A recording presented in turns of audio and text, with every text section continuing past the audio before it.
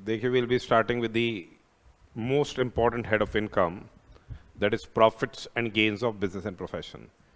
Profits and gains of business and profession सबसे important head of income है जब अपने एग्ज़ाम के पॉइंट ऑफ व्यू से हम बात करते हैं। और स्टेटरी प्रोविजंस जो पीजीबीपी के हैं वो सेक्शन 28 से लेके सेक्शन 44 डीबी तक, सेक्शन 28 से लेके सेक्शन 44 डीबी तक आपको पीजीबीपी से रिलेटेड स्टेटरी प्रोविजंस मिलेंगी। अब सबसे पहले तो हम बात करते हैं बिजनेस की। सेक्शन 2 क्लॉज 13 के अंदर बिजनेस को डिफाइन किया है। कैसे डिफाइन किया है बिजनेस को कि बिजनेस में ट्रेड शामिल है। ट्रेड क्या होती है? जो माल को आप खरीद रहे हो, बेच रहे हो, दैट इज व्हाट ट्रेड। फिर कॉमर्स, ट्रेड जो कि रिपीटेड ऑन लार्ज स्केल है वो कॉमर्स है। मैन्युफैक्चर है, कोई नई कमोडिटी एग्जिस्टेंस में आती है, original commodity loses is existence और new commodity comes into existence, जिसका सेपरेट नेम, कैरेक्टरिस्टिक्स और यूज है, तो मैन्युफैक्चर्स के एम्बिट में आ रहा है। और एडवेंचर और a concern in nature of trade, commerce और मैन्युफैक्चर, कोई नया वेंचर है, कोई नई एडवेंचर है या कंसर्न है in nature of trade, commerce और मैन्युफैक्चर, तो ये क्या हो जाएगा? बिजनेस के एम्बिट में आ रहा है। बिजनेस में ट्रेड शामिल है 213 में, सेक्शन 2 क्लॉज 13 के अंदर बिजनेस को इन्होंने डिफाइन किया है trade, commerce, manufacture, inclusive manner में डिफाइन किया है। और जो वेंचर आप नया कैरी आउट कर रहे हो in the nature of trade, commerce और मैन्युफैक्चर, वो बिजनेस के एम्बिट में आ रहा है। अब एसेंशियल्स ऑफ बिजनेस क्या हैं? देखिए, यहाँ रेगुलरिटी रहती है नॉर्मली ट्रांजेक्शन्स की, carrying on transactions on a regular basis. Regular basis पे आप ट्रांजेक्शन्स कैरी आउट कर रहे हो। प्रॉफिट मोटिव आपका इंटेंशन रहता है। और जो बिजनेस की आप एक्टिविटीज़ कैरी आउट कर रहे हो उसमें क्या है? एप्लीकेशन ऑफ लेबर स्किल है, application of labour and skill है। फिर सेक्शन 2 क्लॉज 36 के अंदर प्रोफेशन को डिफाइन किया है इंक्लूसिव मैनर में कि प्रोफेशन इंक्लूड्स वोकेशन। प्रोफेशन तो क्या हो गया? जैसे आपका एक कोड ऑफ कंडक्ट रहेगा, एक गवर्निंग बॉडी रहेगी और मेंबर्स जो उस प्रोफेशन के हैं they are bound by the code of conduct. और यहाँ पे इट रिक्वायर्स इंटेलेक्चुअल स्किल्स या manual skills based on continuous learning and experience, वो आपकी इंक्रीज होती रहती है। वोकेशन हो गया एक आर्ट, वोकेशन एक तरह से कला है, आर्ट है, जैसे पेंटिंग हो गई, ड्राइंग हो गई, स्कल्पचर मेकिंग हो गई, ठीक है, तो ये सब वोकेशन के एम्बिट में आ रहे हैं। सिंगिंग है, डांसिंग है, कुकिंग है, ये सब वोकेशन के एम्बिट में आ रहे हैं। तो चाहे बिजनेस हो चाहे वो प्रोफेशन हो, इनकम क्या होगी? पीजीबीपी हेड के अंदर चार्जेबल टैक्स होगी। चार्जिंग सेक्शन अपना क्या है? चार्जिंग सेक्शन है सेक्शन 28। चार्जिंग सेक्शन है सेक्शन 28। सेक्शन 28 ये बता रहा है कि ये इनकम्स इस पर्टिकुलर हेड के अंदर क्या होंगी? चार्जेबल टैक्स होगी। ये इनकम क्या है? इस पर्टिकुलर हेड के अंदर टैक्सेबल होगी। एक हो गया क्या? Profits and gains of business and profession carried on by the assessee at any time during the previous year. ये पहली बात हो रही 28 के क्लॉज 1 में उन्होंने बोला कि profits and gains of business and profession क्या टैक्सेबल हो रहा है? Profits and gains of business and profession taxable हो रहा है which is carried on by the assessee at any time during the previous year, जो कि एसएससी के द्वारा कैरिड ऑन है eight any time during the previous year. फिर 28 के क्लॉज 2 के अंदर उन्होंने कंपनसेशंस के बारे में बात करी। अगर सपोज कीजिए कोई कंपनी इंडियन कंपनी के बिजनेस अफेयर्स को मैनेज कर रहा है, कोई इंडियन कंपनी के बिजनेस अफेयर्स को मैनेज कर रहा है, या any other company in India उसके अफेयर्स को मैनेज कर रहा है, इंडियन कंपनी के बिजनेस अफेयर्स को मैनेज कर रहा है या any other company in India के अफेयर्स को मैनेज कर रहा है, और टर्मिनेशन हो जाता है क्या? मैनेजमेंट का, या मॉडिफिकेशन हो जाता है of any terms and conditions relating thereto, या तो टर्मिनेट कर दिया गया, उसके मैनेजमेंट को खत्म कर दिया गया, या उसमें मॉडिफिकेशन कर दिया गया, उसके लिए जो उसको कंपनसेशन मिलेगा वो क्या हो जाएगा? चार्जेबल टू टैक्स होगा पीजीबीपी हेड के अंदर। वो क्या हो जाएगा? टैक्सेबल हो जाएगा पीजीबीपी हेड के अंदर। उसके बाद देखिए आती है बात क्या कि अगर कोई एजेंसी बिजनेस है, आपके पास एजेंसी बिजनेस है और यहां पे टर्मिनेशन हो जाता है एजेंसी का, या modification of terms and conditions relating thereto, तो भी जो कंपनसेशन मिलता है वो पीजीबीपी हेड में होएगा। फिर एक है रिक्विजिशन। जो रिक्विजिशन है ऑफ बिजनेस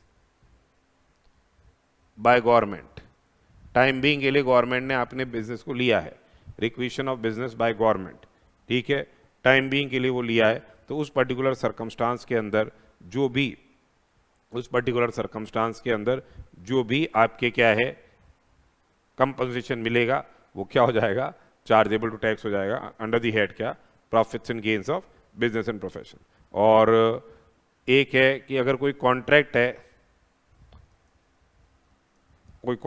है उसके रिलेटेड टर्म्स एंड कंडीशंस में मॉडिफिकेशन हो गया और उसके लिए आपको क्या है कंपनसेशन दिया गया, किसी भी तरह के कॉन्ट्रैक्ट में टर्मिनेशन हो जाता है, मॉडिफिकेशन हो जाता है रिलेटिंग टू एनी बिजनेस, तो वो भी चार्जेबल टू टैक्स होता है क्या, पीजीबीपी हेड के अंदर। तो ये 28 के क्लॉज 2 के अंदर दे रखा है।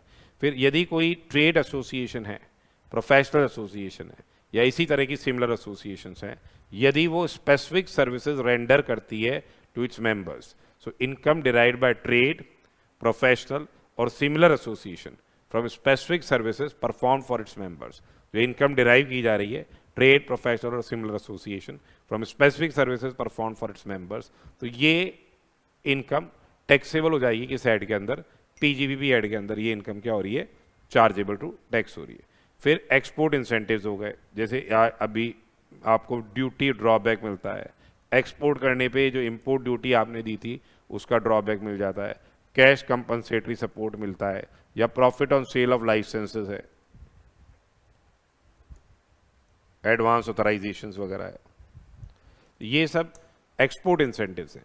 तो जो एक्सपोर्ट इंसेंटिव्स हैं वो भी क्या हो जाएंगे, चार्जेबल टू टैक्स होंगे अंडर द हेड पीजीबीपी। वो एक्सपोर्ट इंसेंटिव्स भी पीजीबीपी हेड के अंदर क्या हो रही है, चार्जेबल टू टैक्स हो रही है, ठीक है।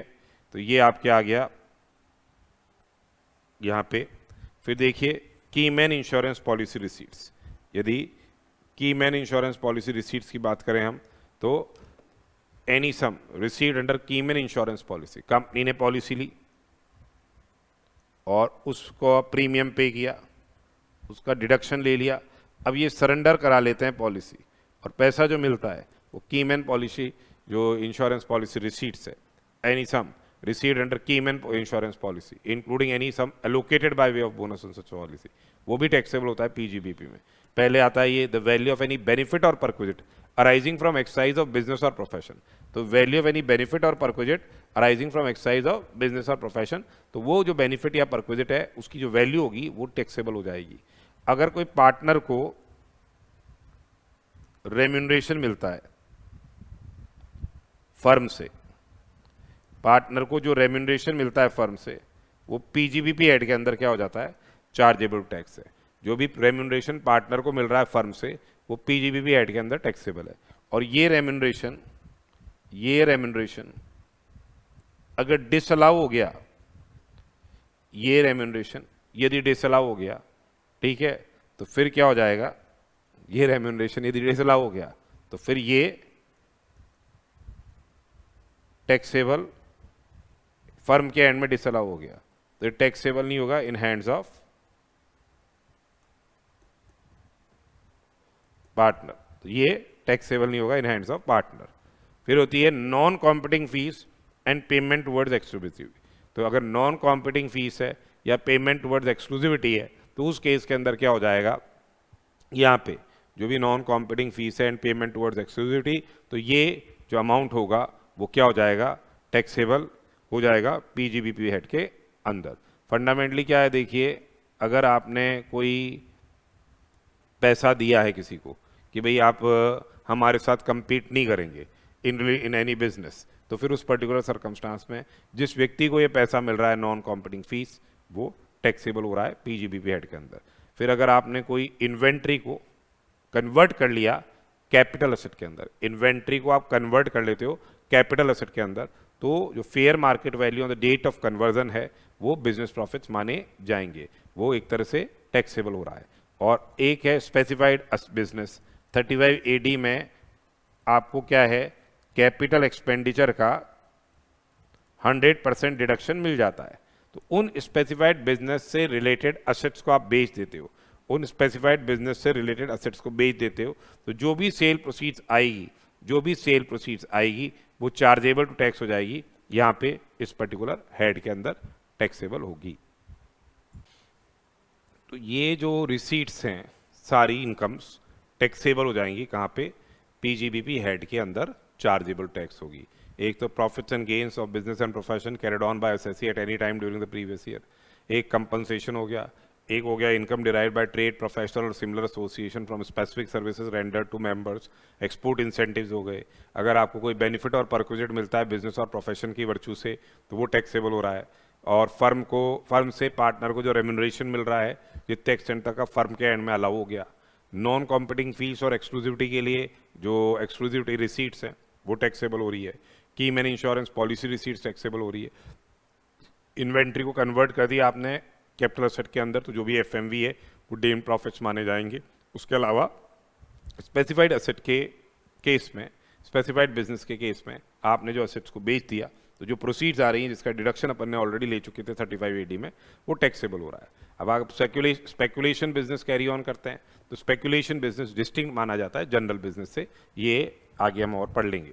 अब सेक्शन 29 क्या कहता है, सेक्शन 29 बताता है कि profits and gains of business and profession how computed, यानी पीजीबीपी के प्रोविजंस हम लोगों को profits and gains of business कैसे निकालेंगे वो सेक्शन 29 बता रहा है। तो वो बोल रहे हैं कि आपको एडजस्टमेंट्स करने पड़ेंगे, जो एडजस्टमेंट्स प्रोवाइडेड हैं सेक्शन 30 से लेके 43D के अंदर। तो सेक्शन 30 से लेके 43D के अंदर जो एडजस्टमेंट्स दे रखे हैं उसके हिसाब से आपको क्या है करके पीजीबीपी निकालना है। तो देखिए यहाँ पे क्या होता है, आपके जो नेट प्रॉफिट दे रखा है as per profit and loss account उसमें आपको एडजस्टमेंट्स करने हैं।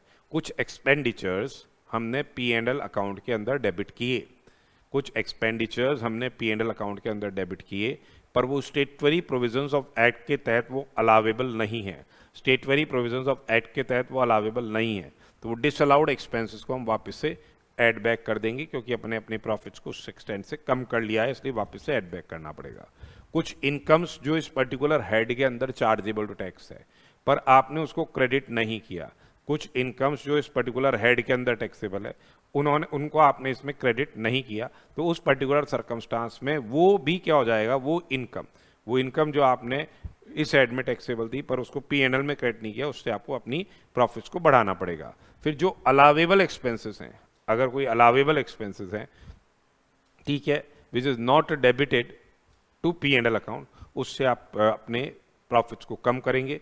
और इनकम्स जो इस हेड में अपन ने टैक्सेबल नहीं है, एग्जेम्प्ट इनकम है या दूसरे हेड में टैक्सेबल है, उसको अगर आपने P&L अकाउंट में क्रेडिट कर दिया है तो उसको रिड्यूस कर दिया जाएगा। जैसे rental income from house property हो गई, रेंटल इनकम हो गई, डिविडेंड इनकम हो गई, कैपिटल गेन्स हो गया, गिफ्ट्स वगैरह हो गई जो दूसरे हेड में टैक्सेबल हैं, तो फिर क्या हो जाएगा, ये यहाँ से रिड्यूस करके रिजल्टेंट सम क्या कहलाया जाएगा, पीजीबीपी कहलाया जाएगा। रिजल्टेंट सम क्या है, profits and gains of business and profession कहलाया जाता है।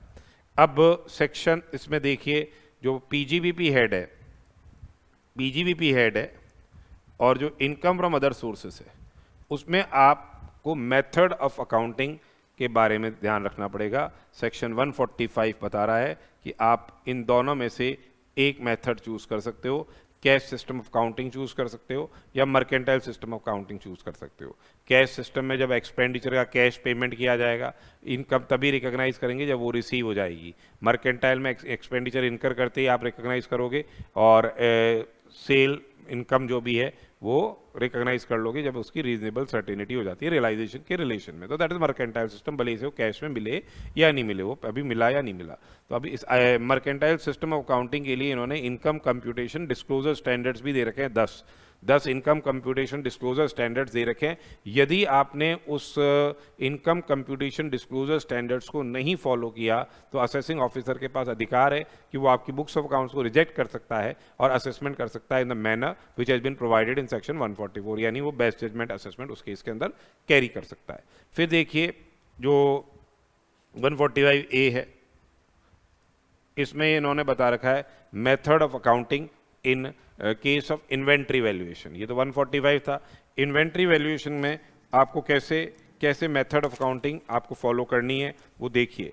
तो आपको जो इन्वेंट्री को वैल्यू कैसे करना है, कॉस्ट और net realisable value which ever is less. और इन्वेंट्री वैल्यूएशन के लिए बोल रहे हैं कि जो भी एक्सपेंडिचर आपने इनकर किया है to bring the inventory to the present location and condition, वो क्या है, the same will be included. उसके अलावा जो कोई भी टैक्स है, ड्यूटी है, सेस है, फीस है, ये क्या है, इंक्लूड किया जाएगा, not with standing right arising as a consequence of such payment। ठीक है, तो जो भी टैक्स है, ड्यूटी है, सेस और फीस है, ये सबको इंक्लूड किया जाएगा, notwithstanding any right arising as a consequence of such payment. जो अनलिस्टेड या अनकोटेड सिक्योरिटीज है, अनलिस्टेड या अनकोटेड सिक्योरिटीज है, इनका जो वैल्यूएशन होगा they will be valued at actual cost. और जो अदर सिक्योरिटीज हैं, जो अदर सिक्योरिटीज़ हैं, उनका जो वैल्यूएशन किया जाएगा वो कॉस्ट, एक्चुअल कॉस्ट और NRV which are lower and category wise comparison will be made. Category wise comparison किया जाएगा। ठीक है, जैसे डिवेंचर्स हो गया, शेयर्स हो गया, तो इस तरह से सिक्योरिटी में कैटेगरी वाइज कंपैरिजन किया जा रहा है। सेक्शन 145B डील करता है टैक्सेबिलिटी ऑफ सर्टेन इनकम्स, तो ये थोड़ा ध्यान रखिएगा। सेक्शन 145B, अब जो इंटरेस्ट ऑन कंपनसेशन है या इंटरेस्ट ऑन एनएंड कंपनसेशन है, वैसे ये इनकम फ्रॉम अदर सोर्सेज में टैक्सेबल होता है। टैक्सेबल कब होगा, in the year of receipt irrespective of the method of accounting. जब ये रिसीव हो जाएगा तब ये टैक्सेबल होगा irrespective of the method of accounting. तो जो इंटरेस्ट ऑन कंपनसेशन है, एनहेंस कंपनसेशन है, वो टैक्सेबल हो रहा है in the year of receipt. उसके अलावा जो claim for escalation of price in contract, अगर एस्कालेशन क्लॉज है तो there is a claim for escalation of price in contract या एक्सपोर्ट इंसेंटिव्स, वो क्या हो रहा है, टैक्सेबल हो रहा है in the year in which there is a reasonable certainty of its realisation is achieved. वो टैक्सेबल हो रहा है in year in which reasonable certainty of its realisation is achieved, तो उस साल क्या हो रहा है, वो टैक्सेबल हो रहा है। और अगर आपको कोई असिस्टेंस मिलती है in form of subsidy, grant और रीएम्बर्समेंट, अगर आपको असिस्टेंस मिलती है in form of subsidy, grant और रीएम्बर्समेंट, वो कब टैक्सेबल हो जाएगी, इन द ईयर ऑफ रिसिप्ट। तो यहाँ पे एस्कालेशन जो है of price in a contract या एक्सपोर्ट इंसेंटिव्स, वो कब टैक्सेबल हो रहे हैं, जब वहाँ रीजनेबल सर्टेनिटी है उसके रियलाइजेशन की, तो ये याद करके जाइएगा। और जो सब्सिडी, ग्रांट और रीएम्बर्समेंट है वो टैक्सेबल होती है in the year of receipt, और वो कैपिटल नेचर की है तो कैपिटल असेट की कॉस्ट में से क्या हो जाएगी, माइनस कर दी जाएगी। अब देखिए, आपने बोला था कि अगर कोई व्यक्ति स्पेकुलेशन कैरी ऑन कर रहा है, स्पेकुलेशन बिजनेस कैरी ऑन कर रहा है, तो स्पेकुलेशन बिजनेस को डिस्टिंक्ट माना जाएगा। किससे डिस्टिंक्ट माना जाएगा, जनरल बिजनेस से डिस्टिंक्ट माना जाएगा। स्पेकुलेटिव बिजनेस को सेक्शन 43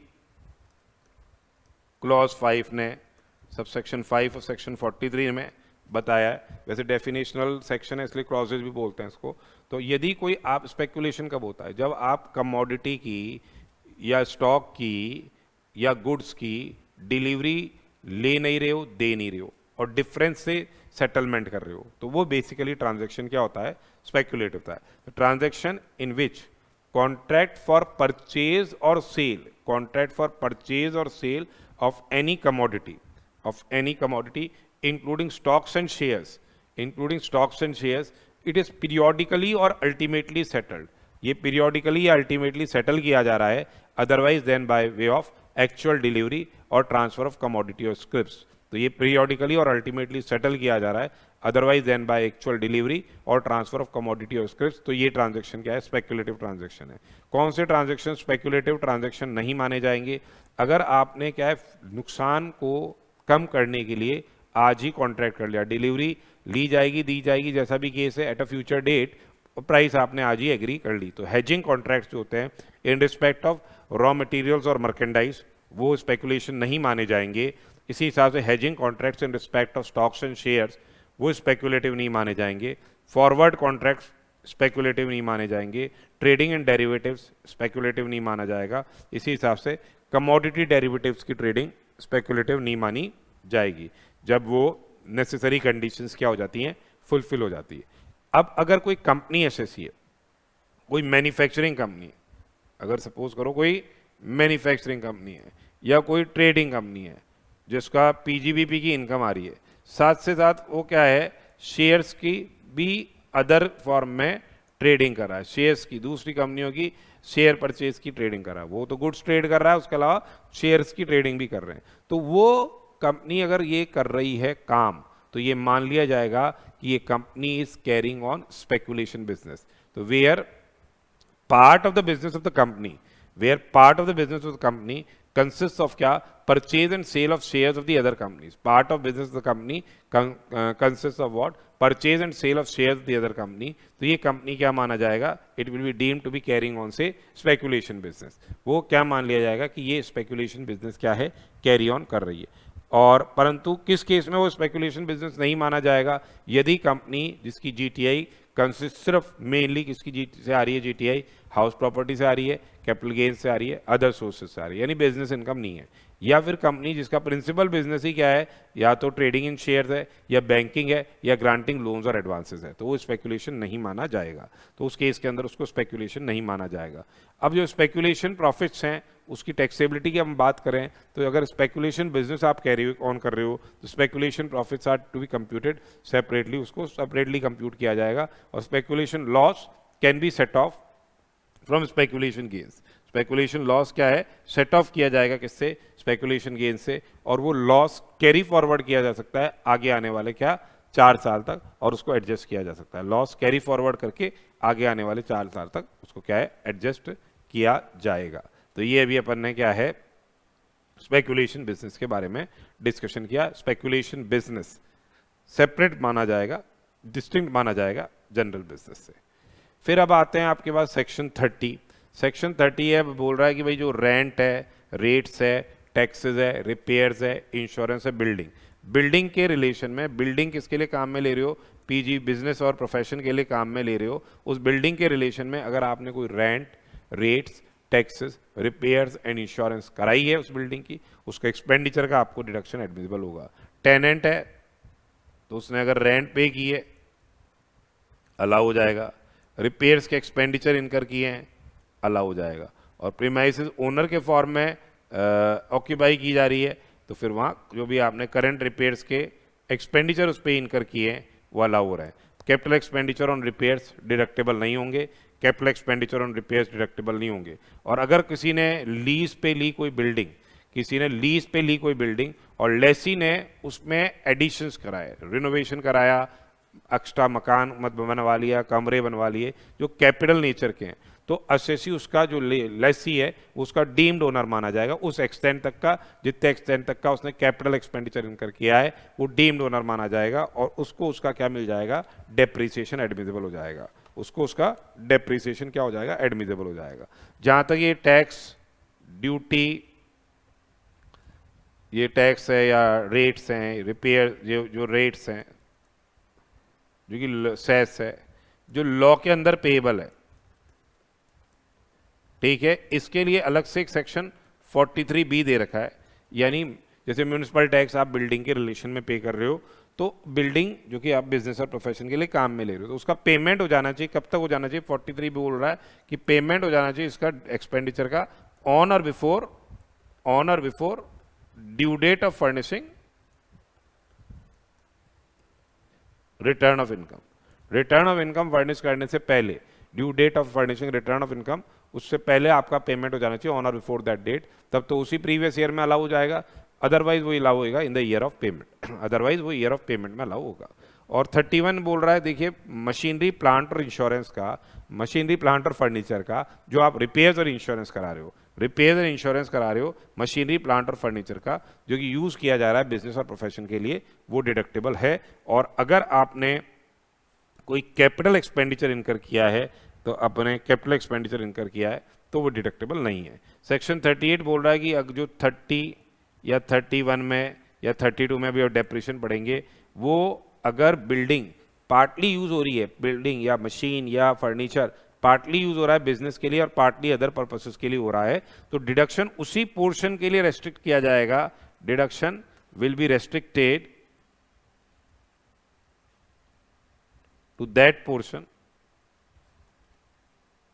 जो कि किसके लिए काम में आ रहा है, बिजनेस एंड प्रोफेशन के लिए काम में आ रहा है। वो 30 हो या 31 हो या 32, एक्सपेंडिचर का डिडक्शन उसी पोर्शन के लिए रेस्ट्रिक्ट किया जाएगा जितना बिजनेस और प्रोफेशन के लिए वो काम में आ रहा है, तो दैट पोर्शन। ओके, फिर आता है सेक्शन 32 है डेप्रीसिएशन। डेप्रीसिएशन मिलता है अपने को असेट पे या ब्लॉक ऑफ असेट पे। ब्लॉक ऑफ असेट को डिफाइन किया है इन्होंने सेक्शन 211 के अंदर। ब्लॉक ऑफ असेट क्या होता है? Block of asset means a group of asset. Upon group बनाते हैं, ब्लॉक ऑफ असेट में ग्रुप बनाते हैं following with in class of asset. Class of assets क्या हो गए? या तो टेंजिबल असेट्स हो गए या इंटेंजिबल असेट्स हो गए। टेंजिबल असेट्स हो गए या इंटेंजिबल असेट्स हो गए। टेंजिबल में बिल्डिंग आ गई, मशीनरी, प्लांट और फर्नीचर आ गए। इंटेंजिबल्स में नो हाउ आ गया, पेटेंट आ गया, कॉपीराइट आ गया, ट्रेडमार्क आ गया, लाइसेंसेस आ गया, फ्रेंचाइज या एनी अदर बिजनेस और commercial rights of similar nature आ गया, जिसपे सेम रेट ऑफ डेप्रिसिएशन आपने क्या है? प्रिस्क्राइब किया गया है। तो यहाँ तो इंटेंजिबल असेट्स का एक सिंगल ब्लॉक ही बना दिया एक्चुअली में, जो ब्लॉक रेट 25% है। वैसे general rate plant and machinery की 15% है, फर्नीचर एंड फिक्सचर्स की 10% है, ऑफिस बिल्डिंग की 10% है।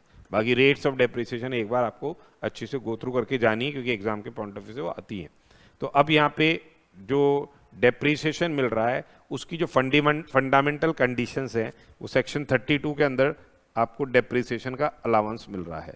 32 क्या कहता है कि डेप्रिसिएशन 32(1)(2) में मिल रहा है। अभी अपने ये जो हम डिस्कस कर रहे हैं वो 32(1)(2) के अंदर डिस्कस कर रहे हैं। डेप्रिसिएशन बेसिकली क्या है? It's available on the asset या ब्लॉक ऑफ असेट। डेप्रिसिएशन जो अवेलेबल है वो असेट है या ब्लॉक ऑफ असेट पे अवेलेबल है। असेट्स जो है ना वो ओन्ड होनी चाहिए by the assessee, that is assessee must be the owner of the asset. ये on fractional ownership, also depreciation is admissible. Fractional ownership पे भी डेप्रीसिएशन एडमिसिबल होगा। और ये कह रहे हैं कि अगर registered ownership is not required, registered ownership is not required. फिर असेसी को ये यूज करना है, असेट यूज करना है किसके लिए? For the purpose of business और प्रोफेशन।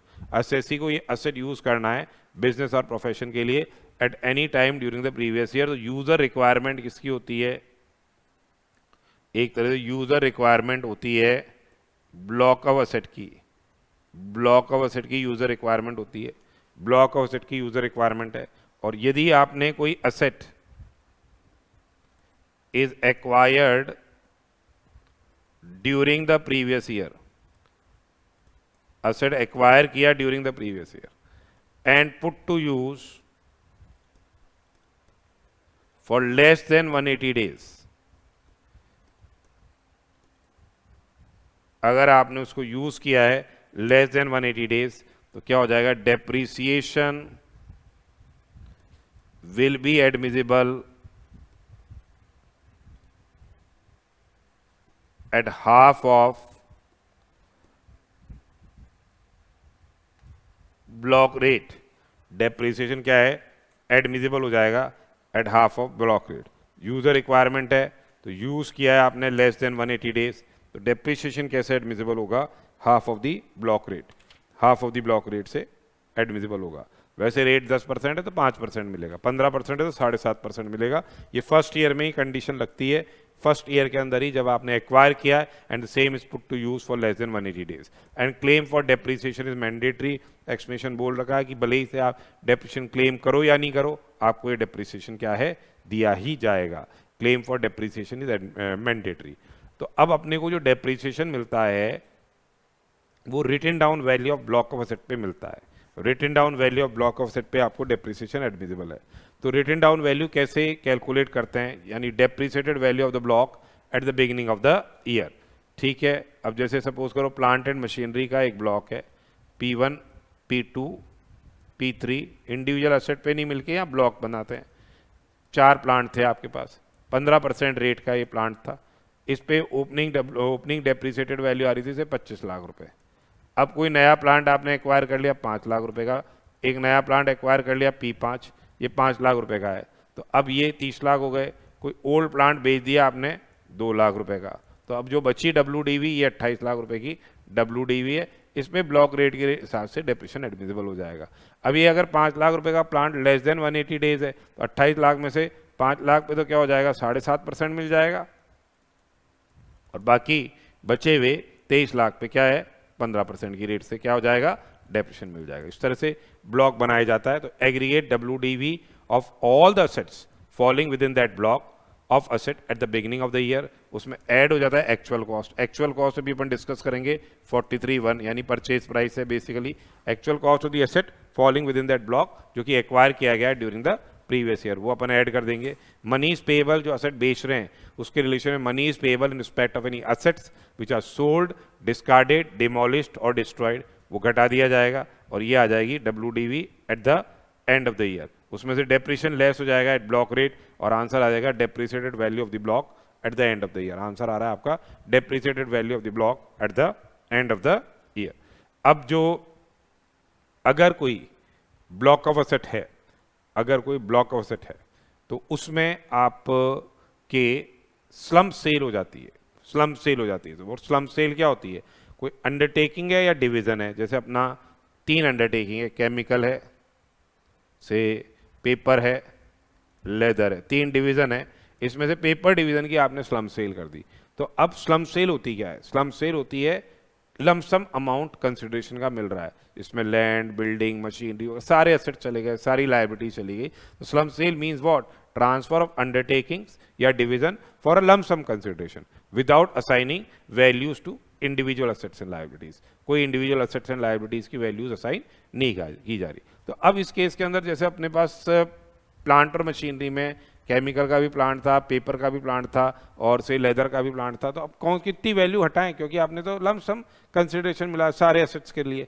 तो वो कह रहे हैं कि अगर यही प्लांट शुरुआत से सिंगल एसेट होता ब्लॉक में तो उस पर जो डेप्रिसिएशन लगाते आज तक का वो जो WDV वर्कआउट होकर आ रही है, वो WDV आपको क्या है ब्लॉक में से क्या है कम करनी पड़ेगी। यानी जो भी एक्चुअल कॉस्ट थी उस एसेट की falling within the block जो ट्रांसफर किया गया स्लम सेल में, उसमें से depreciation that would have been allowable had the asset was the only asset in the block, वो घटाने के बाद जो WDV आ रही है एक तरह से वो किस में से घट जाएगी, ब्लॉक की WDV में से घट जाएगी। पर ये रिडक्शन किससे ज़्यादा नहीं हो सकता, ये ब्लॉक की जो WDV है उससे ज़्यादा का रिडक्शन नहीं हो सकता है। ब्लॉक की WDV अगर 500 लाख है और ये अमाउंट वर्कआउट होकर 600 लाख आता है, हो सकता है ब्लॉक में तो कोई एसेट बेच दिया हो पहले वाले सालों में जिससे ब्लॉक की WDV कम हो गई हो। तो ये कह रहे हैं उस केस के अंदर क्या है, मैक्सिमम रिडक्शन किससे ज़्यादा नहीं हो सकता है, 500 लाख से ज़्यादा नहीं हो सकता। तो इस के केस में इस तरह से आपको क्या है WDV निकालनी पड़ेगी for the purpose of calculating the depreciation. तो डेप्रिसिएशन किस पे मिल रहा है, WDV पे मिल रहा है, WDV of the block of the asset. अब देखिए WDV स्पेशल केसेस में हम लोग कैसे कंप्यूट करते हैं। यदि किसी बिजनेस का सक्सेशन हो जाता है, ठीक है, सक्सेशन हो गया किसी बिजनेस का और वो सक्सेशन हो रहा है otherwise than by way of death, यानी सक्सेशन है otherwise than by way of death, तो उस केस के अंदर जो प्रीडिसेसर की WDV है, जो प्रीडिसेसर की WDV है वही क्या है, सक्सेसर की WDV मानी जाती है, where the predecessor can not be found. अब सेक्शन 47(4) और सेक्शन 47(5) के अंदर होल्डिंग कंपनी अपनी एसेट्स को 100% सब्सिडरी कंपनी को ट्रांसफ़र करती है या 100% सब्सिडरी कंपनी अपनी होल्डिंग कंपनी को एसेट्स ट्रांसफ़र करती है और उस पर कोई कैपिटल गेन्स टैक्स नहीं लगता है जब ट्रांसफरी कंपनी इंडियन कंपनी होती है। तो इस केस के अंदर जब ब्लॉक ऑफ एसेट ट्रांसफ़र किया गया 100% सब्सिडरी को या होल्डिंग कंपनी को, जैसा भी केस है, और ट्रांसफरी इंडियन कंपनी है, तो जो ट्रांसफरर की WDV है, जो ट्रांसफरर की WDV है वही क्या बन जाती है, ट्रांसफरी की WDV बन जाती है। ट्रांसफरर की WDV ट्रांसफरी की WDV बन जाएगी। इसी हिसाब से अगर अमलगमेशन होता है, अमलगमेशन हो रहा है, अमलगमेटिंग कंपनी से block of asset amalgamated company को ट्रांसफ़र किया जा रहा है और ट्रांसफरी कंपनी इंडियन कंपनी है, तो उस केस के अंदर जो अमलगमेटिंग कंपनी की WDV है वो अमलगमेटेड कंपनी के लिए WDV बन जाएगी। सिमिलरली डिमर्जर के अंदर यदि डिमर्जर हुआ और block of asset resulting company को ट्रांसफ़र किया गया, डिमर्ज कंपनी के द्वारा रिजल्टिंग कंपनी को ब्लॉक असेट ट्रांसफ़र किया गया, तो जो डिमर्ज कंपनी की डब्ल्यूडीवी है वही रिजल्टिंग कंपनी की डब्ल्यूडीवी बनेगी जिन असेट्स का ब्लॉक ट्रांसफ़र किया गया है। और जितना भी टोटल ब्लॉक ऑफ असेट्स था डिमर्ज कंपनी का, उसमें जो रिजल्टिंग कंपनी को ब्लॉक ऑफ असेट ट्रांसफ़र कर दिया गया है वो रिड्यूस कर दिया जाएगा, उसमें से उसको रिड्यूस कर दिया जाएगा। फिर एक पहले स्कीम आई थी corporatisation of recognise stock exchange, एक स्कीम आई थी corporatisation of recognise stock exchange, जिसमें स्टॉक एक्सचेंज जो पहले सोसाइटी के द्वारा गवर्न थे उनका कन्वर्जन हो गया किसमें, कंपनी के अंदर। तो जो भी सोसाइटी के डब्ल्यूडीवी थी ब्लॉक ऑफ सेट की, जो भी सोसाइटी की डब्ल्यूडीवी थी ब्लॉक ऑफ सेट की, वो क्या बन गई, कंपनी की क्या बन गई, डब्ल्यूडीवी बन गई। वो क्या बन गई, कंपनी की डब्ल्यूडीवी बन गई। इसी हिसाब से देखिए, यदि कोई प्राइवेट लिमिटेड कंपनी है, यदि कोई प्राइवेट लिमिटेड कंपनी है या फिर अनलिस्टेड कंपनी है, यदि कोई प्राइवेट लिमिटेड कंपनी है या अनलिस्टेड कंपनी है, उसका कन्वर्जन हो जाता है किसमें, लिमिटेड लायबिलिटी पार्टनरशिप में। प्राइवेट लिमिटेड कंपनी या अनलिस्टेड कंपनी का कन्वर्जन हो जाता है लिमिटेड लायबिलिटी पार्टनरशिप में, तो उस केस के अंदर जो प्राइवेट लिमिटेड कंपनी या अनलिस्टेड कंपनी की डब्ल्यूडीवी है वही क्या बन जाती है, एलएलपी की डब्ल्यूडीवी बन जाती है। प्राइवेट लिमिटेड कंपनी या अनलिस्टेड कंपनी की डब्ल्यूडीवी है वही एलएलपी की क्या है, डब्ल्यूडीवी बन जाती है। फिर जो assessees which are covered under exemption in earlier years, पहले वाले सालों में assessee was covered in exemption, assessee exemption के अंदर कवर्ड था, उसने कोई डेप्रिसिएशन इनकम टैक्स में नहीं क्लेम किया था, बुक्स ऑफ अकाउंट्स में डेप्रिसिएशन क्लेम कर रहा था। तो उस केस के अंदर अब वो एग्जेम्पशन से बाहर आ रहा है, तो उस केस के अंदर वो कह रहे हैं कि भाई मैंने तो जो मेरी ओरिजिनल कॉस्ट है उस पर डेप्रिसिएशन दो, तो उन्होंने बोल दिया नहीं भैया, जितना डेप्रिसिएशन आपने बुक्स ऑफ अकाउंट्स के अंदर प्रोवाइड किया है वो आपको अलाउ हुआ मान लिया जाएगा, और वो जो डब्ल्यूडीवी आएगी उस पर आपको आगे डेप्रिसिएशन मिलेगा। पर इसमें अगर कोई रिवैल्यूएशन किया है उसके इम्पैक्ट को क्या किया जाएगा, इग्नोर किया जाएगा। जैसे सपोज कीजिए 10 लाख का एसेट था, इसको इन्होंने 15 लाख रिवैल्यू कर लिया, 5 लाख मतलब बढ़ा दिए, और 1.5 लाख का डेप्रिसिएशन इन्होंने क्लेम किया हुआ है। तब ये एग्जेम्पशन में थे, 13.5 लाख रुपए ये बुक्स में डेप्रिसिएशन क्लेम किया हुआ है, और ये एग्जेम्पशन में थे, इनकम टैक्स में कोई इन्होंने क्लेम नहीं किया। तो ये कह रहे हैं कि ये 13.5 लाख जो डब्ल्यूडीवी है उसमें रिवैल्यूएशन के इम्पैक्ट को इग्नोर करो। रिवैल्यूएशन आपने कितना कर लिया, 5 लाख कर लिया, उस पर डेप्रिसिएशन कितना चार्ज हो गया, एक्स्ट्रा 50,000 रुपये चार्ज हो गया। तो ये इस तरह से आपका जो अमाउंट आ जाएगा ये 9 लाख रुपए होगा। यानी अगर ये रिवैल्यूएशन नहीं होता तो 10% की रेट से 1 लाख रुपए डेप्रिसिएशन लेस होता, तो 9 लाख रुपए जो आपकी डब्ल्यूडीवी है यही अब आपके लिए आगे आने वाले सालों के लिए रिटन डाउन वैल्यू बन जाएगी। ठीक है।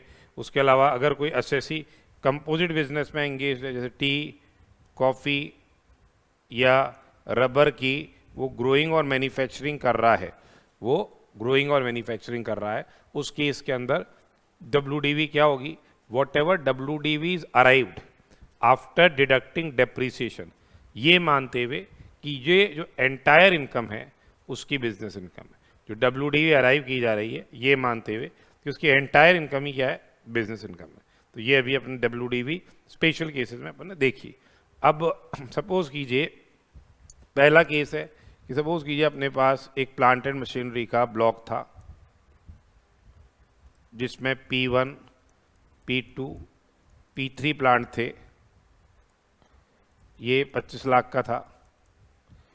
एक P4 प्लांट एक्वायर कर लिया 5 लाख का, 30 लाख रुपए हो गए।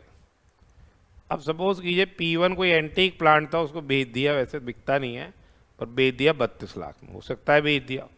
तो अब यहाँ ब्लॉक तो एग्जिस्ट कर रहा है, ब्लॉक एग्जिस्ट कर रहा है। क्यों एग्जिस्ट कर रहा है, आपके P2 प्लांट है, P3 प्लांट है, P4 प्लांट है, ब्लॉक एग्जिस्ट कर रहा है पर नो डब्ल्यूडीवी, डब्ल्यूडीवी नहीं है क्योंकि ये तो बेच दिया अपन ने। तो अब ये जो नो डेप्रिसिएशन, जब डब्ल्यूडीवी नहीं है तो कोई डेप्रिसिएशन नहीं होगा, और 2 लाख रुपए जो आपके एक्स्ट्रा आ रहे हैं वो क्या कहलाया जाएगा, शॉर्ट टर्म कैपिटल गेन्स कहलाया जाएगा। वो क्या कहलाया जाएगा, शॉर्ट टर्म कैपिटल गेन्स कहलाया जाएगा। अब ऐसी भी परिस्थिति हो सकती है कि P1, P2, P3 अपना ब्लॉक था 25 लाख का, नया प्लांट खरीदा P4 5 लाख का, 30 लाख हो गए। पर परिस्थिति ऐसी बनी कि सारे एसेट्स को बेच दिया, P1 P2 P3 P4 को बेच दिया। कितने में बेच दिया? से 28 लाख में बेच दिया, अलग अलग करके 28 लाख में बेच दिया। तो ये 2 लाख रुपए क्या आपके क्या है? अब WDV एग्जिस्ट कर रही है, WDV एग्जिस्ट कर रही है, बट नो ब्लॉक। तो जब ब्लॉक ही नहीं है तो नो डेप्रिसिएशन, और ये 2 लाख रुपए आपके क्या हो जाएंगे? इसको हम शॉर्ट टर्म कैपिटल लॉस बोलेंगे। इसको हम क्या बोलेंगे? शॉर्ट टर्म कैपिटल लॉस बोलेंगे। ये सेक्शन 50 के अंदर आपके दे रखा है, सेक्शन 50 के अंदर दे रखा है। या फिर सारे के सारे असेट्स ही ब्लॉक के बेच दिए और ब्लॉक में प्रोसीड ज़्यादा आ रही है तो शॉर्ट टर्म कैपिटल गेन हो गया। ब्लॉक की प्रोसीड्स कम आ रही है, सेल ऑफ असेट्स की प्रोसीड्स क्या आ रही है? कम आ रही है, जो ब्लॉक की वैल्यू है उससे, तो फिर वो क्या हो जाएगा? शॉर्ट टर्म कैपिटल लॉस हो जाएगा। ठीक है। अब देखिए, हमने बोला था सेक्शन 43(1) में एक्चुअल कॉस्ट दे रखी है, 43(1) में एक्चुअल कॉस्ट दे रखी है। अपने को जो WDV में क्या ऐड करना पड़ता है? Add actual cost of the asset acquired during the year falling within the block. तो अगर व्हाट इज एक्चुअल कॉस्ट? जो परचेज प्राइस है। पर अगर आपने कोई असेट परचेज किया, जैसे बिल आया आपके पास, 5 लाख का बिल आया, 5 लाख रुपए का बिल आया, ठीक है, आपके पास 5 लाख का बिल आया।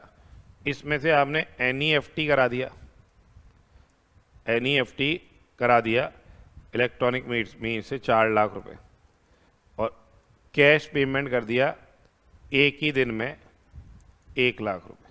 तो ये कह रहे हैं कि अगर आपने 10,000 रुपये से ज़्यादा का कैश पेमेंट किया, यानी otherwise than by way of account payee cheque, account payee bank draft, use of electronic clearing system और अदर इलेक्ट्रॉनिक मोड प्रिस्क्राइब्ड, अगर आप क्या है पेमेंट कर देते हो, तो उस केस के अंदर जितना भी आपने पेमेंट किया है in aggregate to a person in a day, वो आपको क्या है? एक्चुअल कॉस्ट का पार्ट नहीं माना जाएगा। That will not be regarded as actual cost, वो एक्चुअल कॉस्ट का पार्ट नहीं माना जाएगा। तो कहने का मतलब ये है, उस केस के अंदर this will not be regarded as actual cost. तो परचेज प्राइस बेसिकली असेट की एक्चुअल कॉस्ट है, और जो भी एक्सपेंडिचर आपने इनकर किया है to bring the asset to present location and condition, जो भी आपने एक्सपेंडिचर इनकर किया है to bring the asset to present location and condition, वो क्या है? एक्चुअल कॉस्ट का हिस्सा है। उसके अलावा ये एक्सप्लेनेशन अभी हम पढ़ेंगे आगे। इसी हिसाब से 43A ये बोल रहा है कि अगर आपने कोई असेट आउटसाइड इंडिया परचेज किया था, असेट परचेज किया था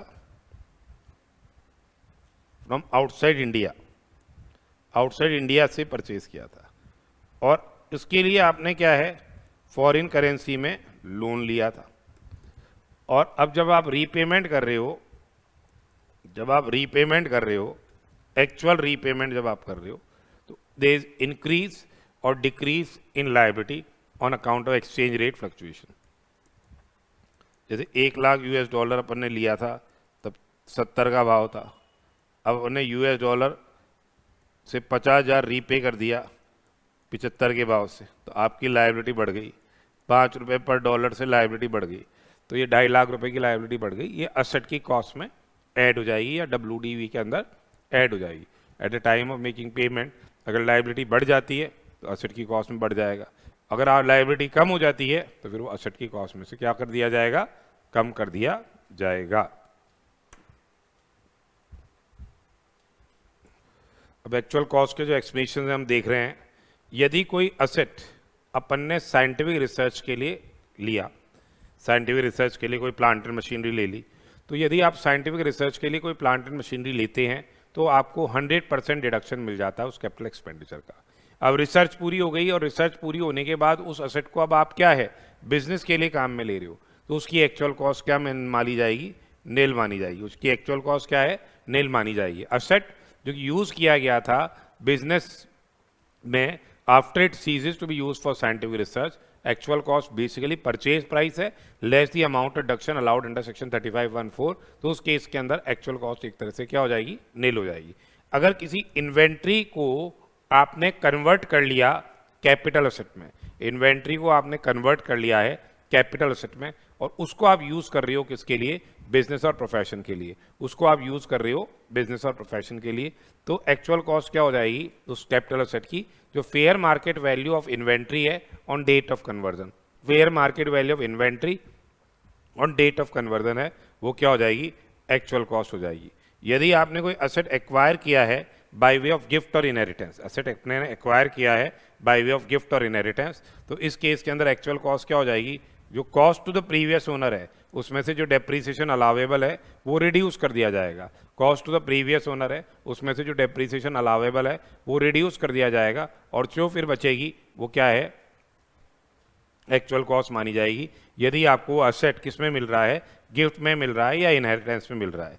अगर आपने कोई सेकेंड हैंड असेट एक्वायर किया किस एट एनहांस कॉस्ट, अगर आपने सेकेंड हैंड असेट एक्वायर किया है at enhance cost to claim क्या, एक्सेसिव डेप्रीसिएशन, टू क्लेम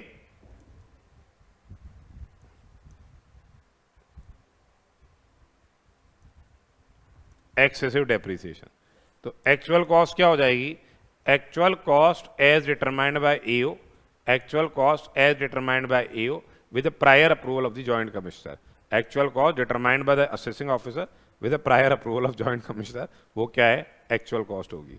फिर है रीएक्विजिशन ऑफ एसेट, आपने एसेट बेच दिया और वापस से रीएक्वायर कर लिया, तो WDV at the time of sale, जब आपने वो एसेट बेचा उस समय की WDV या रीएक्विजिशन प्राइस या reacquisition price, which ever is less, वो क्या हो रही है, एक्चुअल कॉस्ट हो रही है। तो रीएक्विजिशन ऑफ एसेट की बात कर रहे हैं तो WDV at a time of sale या reacquisition price which ever is less, वो क्या है, एक्चुअल कॉस्ट होगी।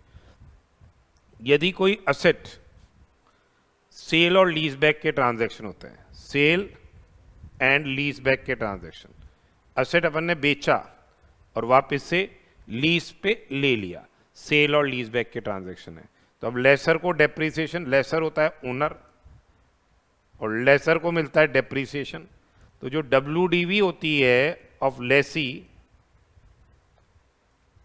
एट टाइम ऑफ सेल,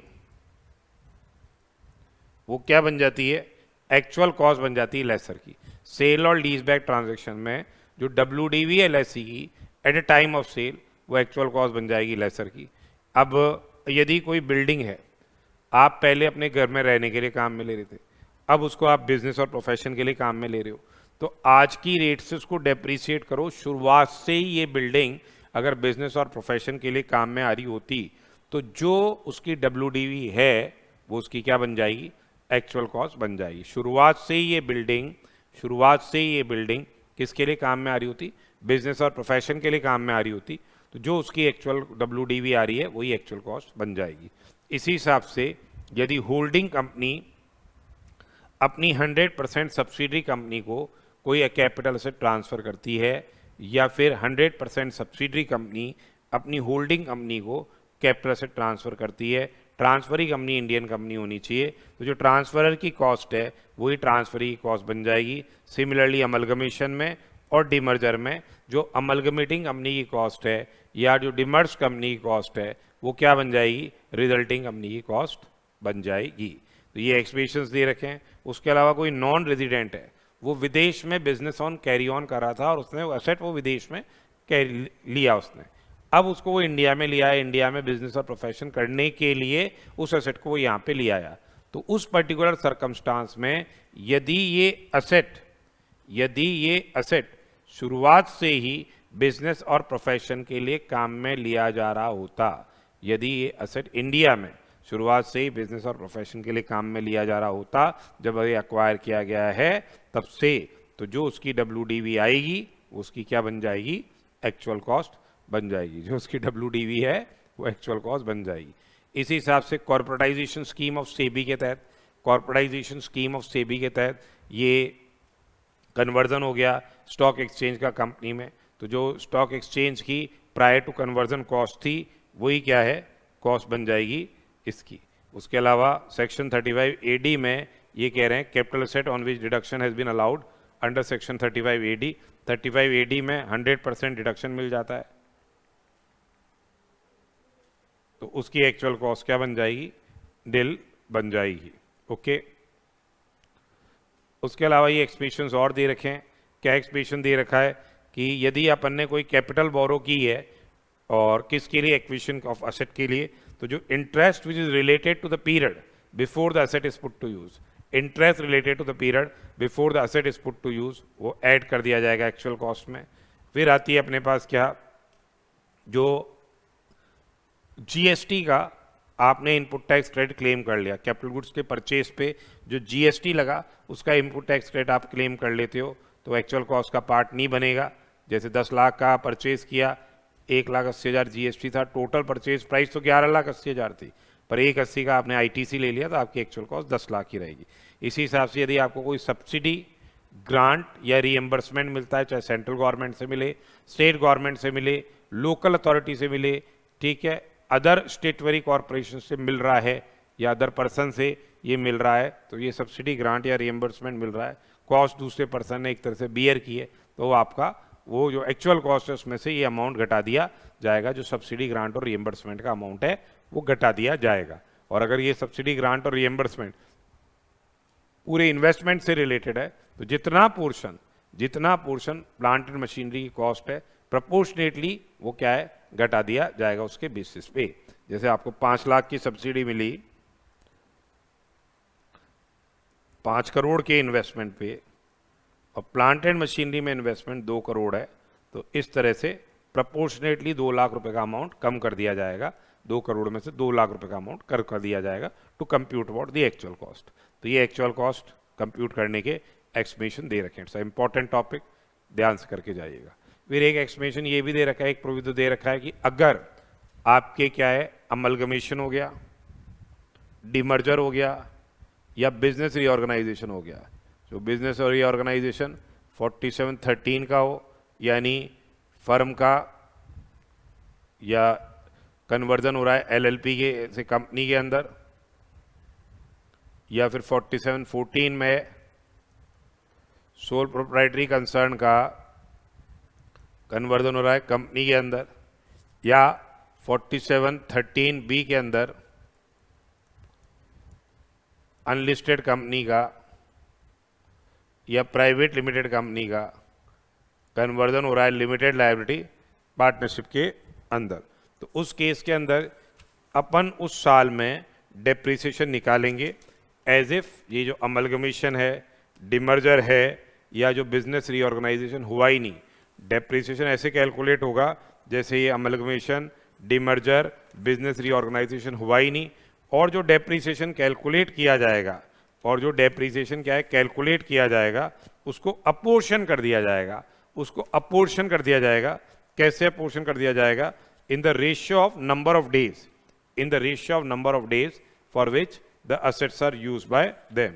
तो यहाँ पे ये कह रहे हैं कि अगर आपका अपोर्शन मतलब अमलगमेशन हो गया, डिमर्जर हो गया, बिजनेस रीऑर्गेनाइजेशन हो गया, ये चाहे 170 के अंदर सक्सेशन हो गया, तो उस केस के अंदर क्या है, डेप्रिसिएशन पहले कैलकुलेट होगा जैसे कि amalgamation, demerger, business reorganisation, succession वगैरह हुआ ही नहीं, और जो डेप्रिसिएशन कैलकुलेट होगा उसको अपोर्शन कर दिया जाएगा in the ratio of number of days for which the assets were used by them, that is amalgamating company and amalgamated company, demerge company और रिजल्टिंग कंपनी, और यहाँ पे फर्म और कंपनी या सोल प्रोप्राइटरी से कंसर्न और company, या फिर अनलिस्टेड कंपनी या से private limited company into LLP, इस तरह से अपोर्शन करेंगे। फिर एक टॉपिक है अपने 32(1)(2)(a) के अंदर, ये डील करता है किससे? एडिशनल डेप्रिसिएशन से। 32(1)(2)(a) एडिशनल डेप्रिसिएशन से डील कर रहा है कि यदि कोई अपन ने नया प्लांट और मशीनरी एक्वायर की है, यदि कोई आपने नई प्लांट और मशीनरी एक्वायर की है other than ships and aircraft, this is acquired and installed after 31/3/2005, और असेसी एंगेज्ड है in the business of manufacture production of any article और थिंग, या business of generation and distribution of power, और उसने ये additional depreciation का उसको additional further depreciation मिलता है नॉर्मल डेप्रिसिएशन के अलावा, कितना? 20% ऑफ एक्चुअल कॉस्ट, उसको ये एडिशनल डेप्रिसिएशन मिल रहा है कितना? 20% ऑफ द एक्चुअल कॉस्ट। और यदि ये asset which is acquired during the previous year, asset जो आपने एक्वायर किया during the previous year and the same is put to use for less than 180 days, and same is put to use for less than 180 days, तो फिर उस case के अंदर जो additional depreciation है वो 10% से इस साल मिलेगा और 10% रिमेनिंग 10% अगले साल मिलेगा। और देखिए जो 1/4/2015 से लेके 31/3/2020 के बीच में किसी ने ये प्लांट और मशीनरी लगाई है, इंडस्ट्री सेटअप की है बैकवर्ड एरिया में, बिहार में, बंगाल में, वेस्ट बंगाल में और तेलंगाना में या आंध्रा में, तो वहाँ पे रेट थी 35%। तो अगर उस समय अगर इस साल फाइनेंशियल ईयर में लेस देन 180 डेज काम में आया तो यह 17.5% मिल रहा है।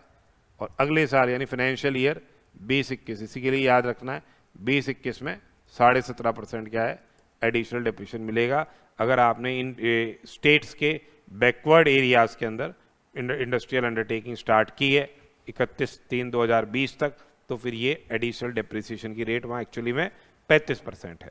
अब देखिए 20% नॉर्मल डेप्रिसिएशन के अलावा मिल रहा है इधर, और 10% अगर प्लांट और machinery is put to use for less than 180 days. पर एडिशनल डेप्रिसिएशन कहाँ नहीं मिलेगा? सेकेंड हैंड प्लांट में नहीं मिलेगा। सेकेंड हैंड प्लांट में आपको कोई एडिशनल डेप्रिसिएशन नहीं मिलेगा। ऑफिस अप्लायंसेज और रोड ट्रांसपोर्ट व्हीकल्स में कोई एडिशनल डेप्रिसिएशन नहीं मिलेगा। ऑफिस अप्लायंसेज और रोड ट्रांसपोर्ट व्हीकल्स में कोई एडिशनल डेप्रिसिएशन नहीं मिलेगा। Plant and machinery installed in office premises, residential accommodation और गेस्ट हाउस, जो प्लांट और मशीनरी आपने इंस्टॉल की है रेजिडेंशियल प्रीमाइसेस में, रेजिडेंशियल अकोमोडेशन में और गेस्ट हाउस में, वहाँ कोई एडिशनल डेप्रिसिएशन नहीं है। प्लांट और मशीनरी जिसकी 100% डिडक्शन मिल जाती है, प्लांट और मशीनरी जिसका 100% डिडक्शन मिल जाता है बाय वे ऑफ डेप्रिसिएशन और otherwise in one financial year, वहाँ कोई एडिशनल डेप्रिसिएशन एडमिसिबल नहीं है। तो ये एडिशनल डेप्रिसिएशन के हमने प्रोविजंस डिस्कस किए, ये ध्यान से करके जाएगा, it's a very important topic. अब देखिए यदि हमारा प्रॉफिट्स बिफोर अलाउिंग डेप्रिसिएशन आ रहा है 5 लाख रुपए और डेप्रिसिएशन का अमाउंट आ रहा है 20 लाख रुपए, तो ये 15 लाख रुपए एक तरह से आपका क्या है अनएब्जॉर्ब्ड डेप्रिसिएशन कहलाया जाएगा। और ये आप अनएब्जॉर्ब्ड डेप्रिसिएशन आगे कैरी फॉरवर्ड कर सकते हो इनडेफिनेट पीरियड तक। ये आगे कैरी फॉरवर्ड किया जा सकता है इनडेफिनेट पीरियड तक और उसको सेट ऑफ किया जाएगा, उसको सेट ऑफ किया जाएगा किसी भी हेड ऑफ इनकम से, उसको किसी भी हेड ऑफ इनकम से सेट ऑफ किया जा सकता है एक्सेप्ट क्या सैलरीज, किसी भी हेड से सेट ऑफ किया जा सकता है एक्सेप्ट सैलरीज।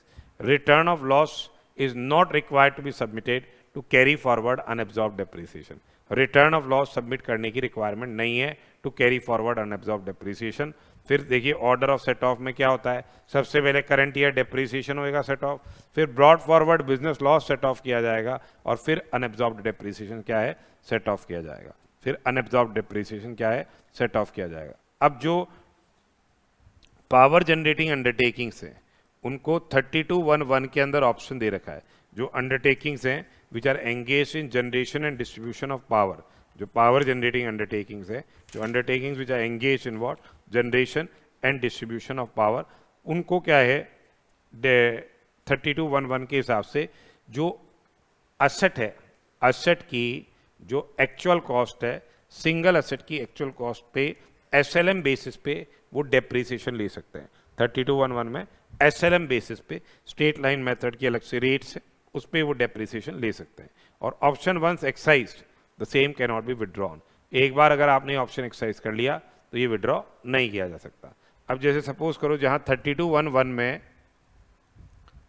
अपन ने डेप्रिसिएशन लिया, असेट खरीदा था 50 लाख में पावर जनरेटिंग अंडरटेकिंग ने, डेप्रिसिएशन ले लिया से अंडर 32(1)(1) 10 लाख रुपए।